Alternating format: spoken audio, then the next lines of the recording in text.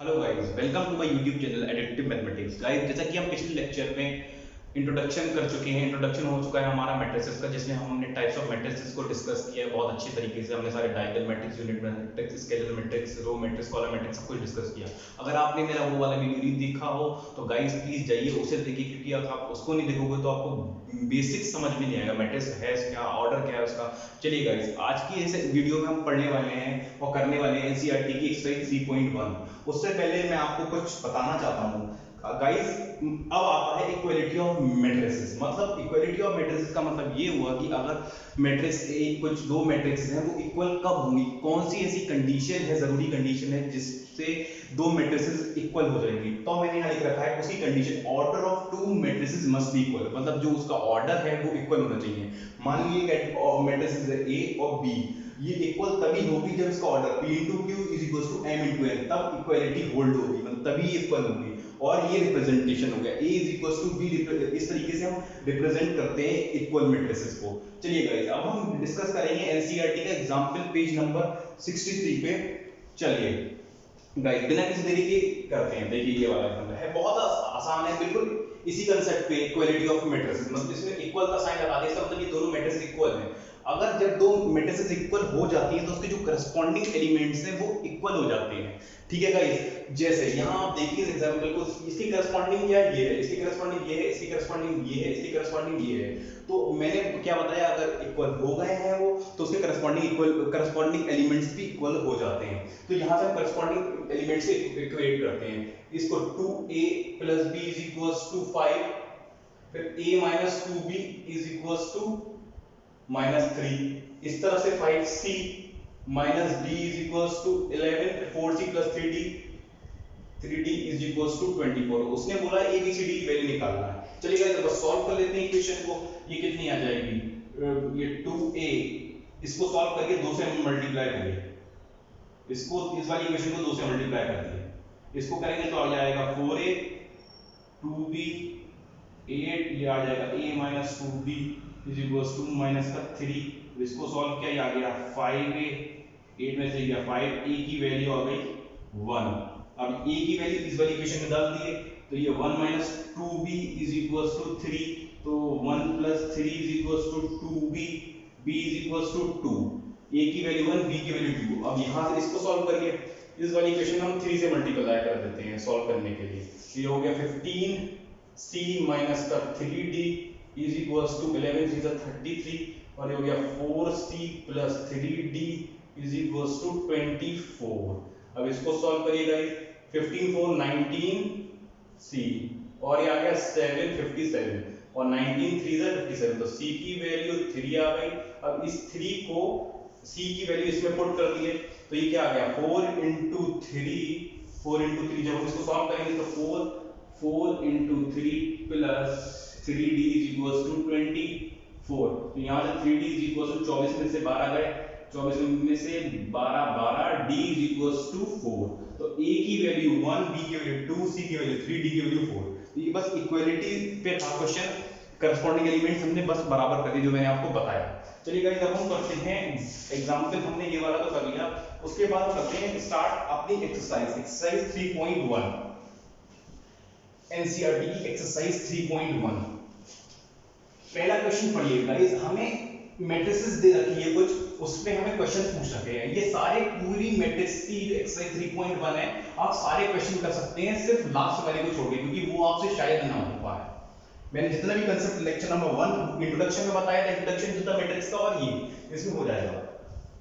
ये देखिए पहला क्वेश्चन, मैट्रिक्स दे रखी है हमें a is equals to 2 5 19 7 19 7 35 35 minus 2 5 by 2 5 by 2।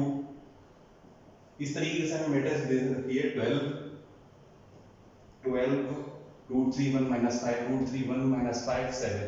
हमसे पहला क्वेश्चन क्या पूछा है, पहला क्वेश्चन पूछा है ऑर्डर ऑफ मैट्रिक्स। भाई ऑर्डर ऑफ मैट्रिक्स क्या बताया था मैंने कि नंबर ऑफ रोज और कॉलम्स का जो मल्टीप्लिकेशन है वो ऑर्डर ऑफ मैट्रिक्स कहता है। देखिए इसमें नंबर ऑफ रोज कितनी, 1 2 3, और कॉलम्स नंबर ऑफ रोज कितनी हुई 3, कॉलम कितने 1 1 2 3 4, तो इसका ये ऑर्डर हो गया।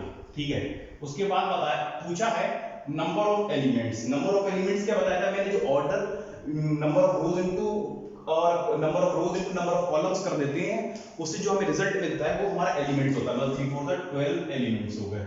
अब उससे हमने ये पूछा है कि A12 क्या है, उसने हमसे इस तरीके से पूछ रखा है A13 कितना है और A21 कितना है, और ये पूछ रखा है। तो A13 मतलब पहली रो ये हो गई, तीसरा कॉलम मतलब ये, तो A3 कितना है, A13 90 है, A21 मतलब दूसरी रो पहला कॉलम मतलब 35। इस तरीके से गाइस ये दो एक दो बचे हैं, A33 A24 A33 आप गाइस खुद करके देखिएगा। चलिए गाइस फर्स्ट क्वेश्चन तो हमारा एक्सरसाइज 3.1 का एनसीईआरटी का निपट चुका है। उसके बाद हम करते हैं जल्दी से सेकंड वाला क्वेश्चन, सेकंड और थर्ड। सेकंड वाला देखिए गाइस, सेकंड वाला कैसे, मतलब अगर एलिमेंट्स उसमें 24 दे रखे हैं तो उसके पॉसिबल ऑर्डर्स क्या हैं, वही जो मैंने पहले इंट्रोडक्शन वीडियो में बताया था। इसके 24 into 1 1 into 24 possible, 8 into 3 3 into 8 6 into 4 4 into 6 12 into 2 2 into 12। Guys यही इसके पॉसिबल ऑर्डर्स हैं, पॉसिबल ऑर्डर्स, इससे ज्यादा पॉसिबल नहीं होगी। यही गाइस आप करके देखिए, मतलब एक ऐसी मैट्रिक्स होगी जिसमें 24 रो होंगी और एक कॉलम हो सकता है, या एक रो 24 कॉलम्स, 8 रो 3 कॉलम 3 रो 8 कॉलम 6 रो 4 कॉलम 4 रो 6 कॉलम, इस तरीके से गाइस ये हमारा 2 का आंसर हो गया। और सिमिलरली 30 क्या है, अगर what are the word can have what if it has 5 elements. ठीक है, 3 वाला कह रहा है कि अगर कोई मैट्रिक्स है जिसमें 18 एलिमेंट्स हैं तो उसका पॉसिबल ऑर्डर, तो गाइस बताइए कैसे होगा ये 3 क्वेश्चन है एनसीईआरटी का। ये होगा 9 into 2 2 into 9, ठीक है, हाँ 18 into 1 1 into 18, ये तो पॉसिबल ऑर्डर्स हो सकते हैं। और कुछ हो सकता है, हाँ 6 into 3 3 into 6, बस यही इसके पॉसिबल ऑर्डर्स हो गए। चलिए गाइस फर्स्ट सेकंड और थर्ड आपके आई होप समझ में आया होगा।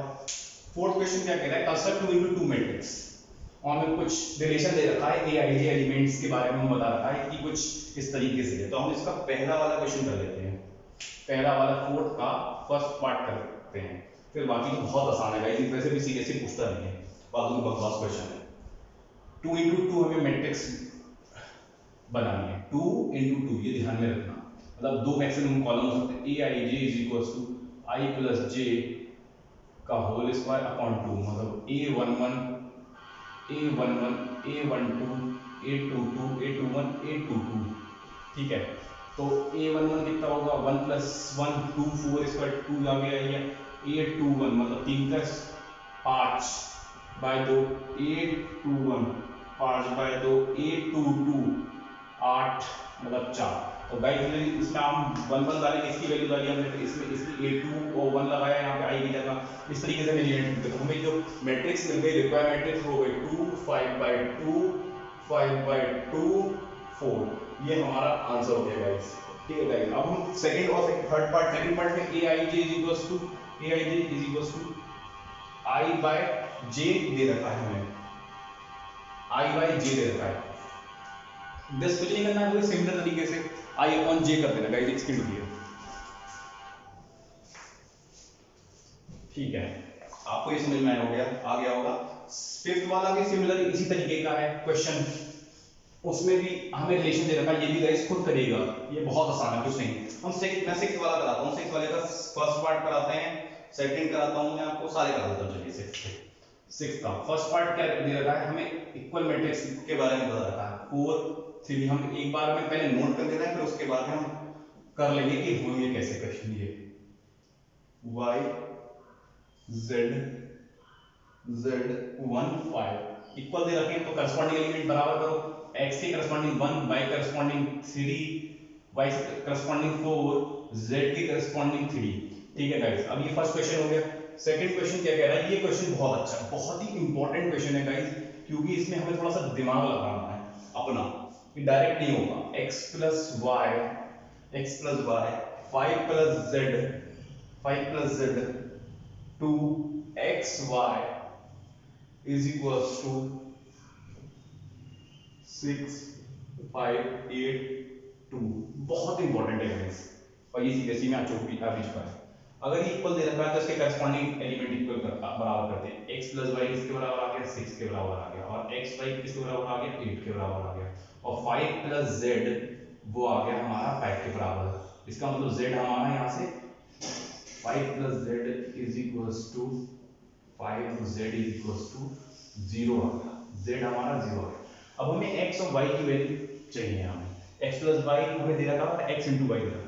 गाइस ये सोचिए, अगर हमें किसी भी तरीके से ये पता लग जाए कि x माइनस वाई कितना है, ठीक है, या y माइनस एक्स कितना है, तो हमारा ये क्वेश्चन ऑलमोस्ट सॉल्व हो जाएगा, क्योंकि उससे ये पहली इक्वेशन भी हो गई और x प्लस वाई में कुछ आएगा तो x माइनस वाई में, तो उन दोनों को अगर ये वाली इक्वेशन को वो जो हमें मिली इक्वेशन को अगर हम सॉल्व करेंगे तो x की भी वैल्यू मिल जाएगी सॉल्व करने के बाद, और y की मिल जाएगी। तो हम x माइनस वाई देखिए कैसे निकालते हैं। तो ये एक फॉर्मूला होगा, देखिए आप ध्यान से देखिएगा, ये जो मैं फॉर्मूला लिखने जा रहा हूँ, x माइनस वाई का whole square x plus y का होल स्क्वायर माइनस का 4xy।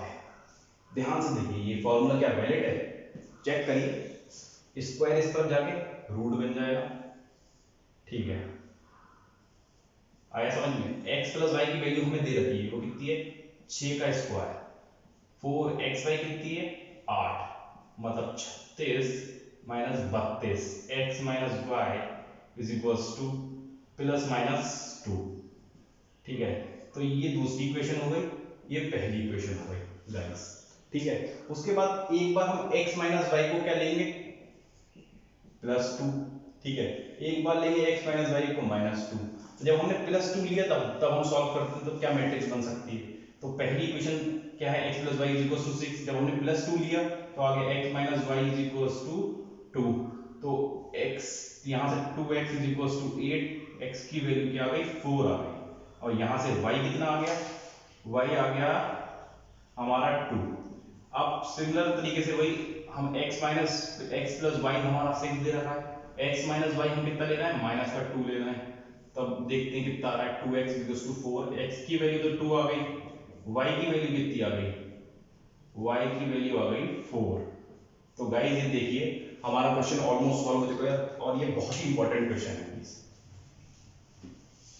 चलिए अब हम मूव करते हैं, 6 का थर्ड पार्ट तो बहुत ही आसान है, चलिए मैं 1 मिनट में करा देता हूँ, थर्ड पार्ट भी बहुत आसान है, कुछ भी नहीं है इसमें, तो बस आपको देखना है, इक्वालिटी पे ही दे रखा है, x plus y plus z, x plus z, y plus z, 9 5 7।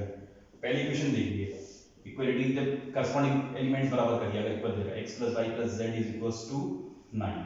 अब दूसरी वाली इक्वेशन क्या करिए, x plus z is equals to 5, तीसरी वाली से आएगा y plus z is equals to 7, 9 5 7, ठीक है। और अब हम क्या करेंगे, इसमें हमें x प्लस जेड की वैल्यू पता है, तो इस वाली वैल्यू को यहाँ डालिए, इस वाली इक्वेशन मतलब ये वाली ये हमें पता है, तो y की वैल्यू हो जाएगी 9 माइनस 5 4, ठीक है। अब फिर y प्लस जेड पता है हमें, तो x की वैल्यू क्या आ जाएगी, आ जाएगी 2, ठीक है, x मिल गया, y मिल गया, z कितना आ जाएगा, x की वैल्यू यहाँ डाल दी आप, तो 2 plus z is equals to 5, z is equals to 3। तो गाइस इक्वेशन आई होप आपको समझ में आ गया होगा। चलिए अब क्वेश्चन नंबर करते हैं हम 7। 7 वाला भी ओरली में ओरली तो नहीं, चलिए मैं करा देता हूँ आपको। इक्वालिटी पे गाइस, इक्वालिटी पे क्वेश्चन पूछ लिए जाते हैं एक मार्कर में, एक नंबर में या 2 नंबर में। 2 नंबर जैसे टफ होता है, जैसे ये वाला 6 का सेकंड पार्ट ही पूछ सकता है आपसे 2 नंबर में।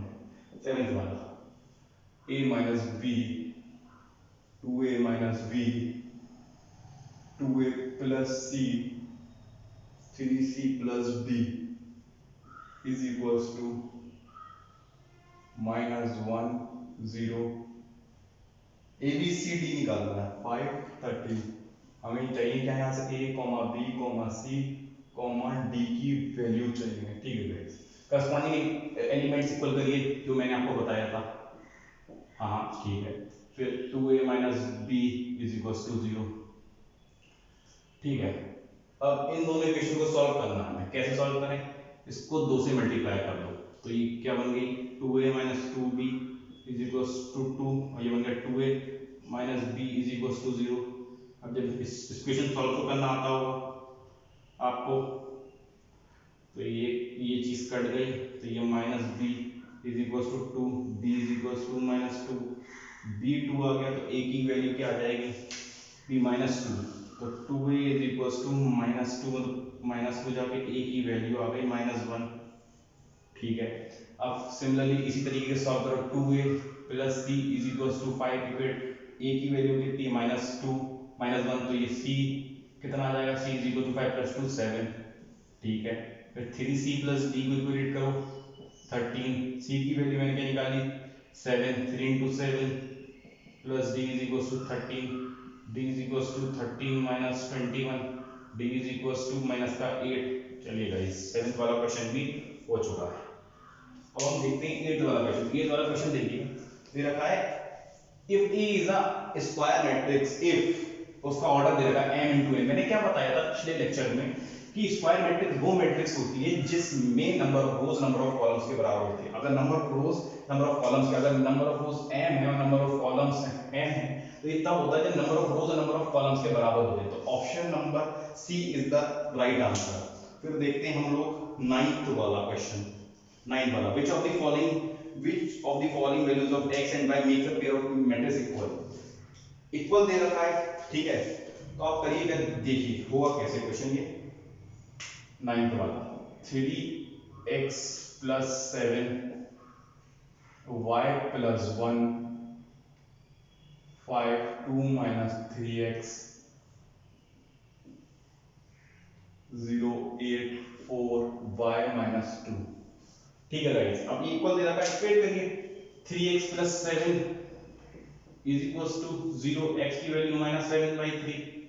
ठीक है, अब इस वाली इक्वेशन को इक्वेट करिए y की, चलिए इस वाली को देखते हैं, y plus 1 is equals to 8, y is equals to minus 7। फिर इसको देखते हैं 2 minus 3x is equals to 4, तो 2 में 4 गया minus 2 is equals to 3x, x की वैल्यू माइनस 3 बाई 2, और फिर इसको इक्वेट करते हैं ये वाली को, y minus 2 is equals to 5, y minus 2 is equals to 5, y is equals to 7। तो गाइस ये देखिए इसमें हो क्या रहा है, x की दो वैल्यूज आ रही हैं, x तो एक ही होना चाहिए, x कम से कम एक, इस तरफ भी देखिए x की वैल्यू माइनस 7 बाई 3 और माइनस 3 बाई 2 आ रही है, इस तरफ आ रही है y की वैल्यू माइनस 7 और इस तरफ आ रही है प्लस 7, तो ये तो पॉसिबल नहीं है, तो इसका जो आंसर है वो बी होगा, नॉट पॉसिबल टू फाइंड। अब देखते हैं 10th क्वेश्चन। ओरली हमने एक मैट्रिसेस दे रखी है, क्वेश्चन पढ़ेगा, number of all possible matrices of order 3 into 3 with each entry 0 to 1। तो देखिए हमसे बोला है कि एक 3 into 3 मैट्रिक्स बनाना है, तो जिसमें हर एलिमेंट पे यहाँ पे 0 या 1 आ सकता है, यहाँ पे 0 या 1 आ सकता है, यहाँ 0 या 1 आ सकता है, 0 1 आ सकता है, 0 या 1 आ सकता है, 0 या 1 या 0 या 1 0 1 0 1। मतलब उन्होंने पूछा है कि कितनी नंबर ऑफ मैट्रिक्स बतानी है जिसमें जो यहाँ एलिमेंट्स या 0 आ सकता है या 1 आ सकता है या 0 या 1 आ सकता है। तो यहाँ पे कितनी क्या बोलते हैं पॉसिबिलिटीज है, यहाँ पे 0 1 मतलब दो पॉसिबिलिटीज हैं, दो। ठीक है, और ये जैसे हैं कितने यहाँ पे 1 2 3 4 5 6 7 8 9। ठीक है, तो ये 9 हो गया, तो 2 की पावर यहाँ पे 2 की पावर 9 आएगा, तो ये जो आंसर आ जाएगा 5/12 आंसर आ जाएगा guys. Option number d is our right answer. चलिए गाइस, अब हम अपने एक्सरसाइज को एंड करते हैं, और उससे पहले मैं ये कहना चाहूंगा गाइस, मैंने जो आपको होमवर्क दिया, जो डिस्क्रिप्शन में लिंक दिया है गाइस, उसको जाके करिए, बहुत ही हेल्पफुल है। अगर ना हो तो आप मुझे कमेंट करिए फेसबुक पे, मेरे टेलीग्राम पे, इंस्टाग्राम पे, किसी भी, और गाइस मैं आपको कमेंट जरूर क्लियर करूंगा। और चलिए तब तक के लिए मिलते हैं नेक्स्ट वीडियो में। Have a fruitful day guys, bye bye, thank you.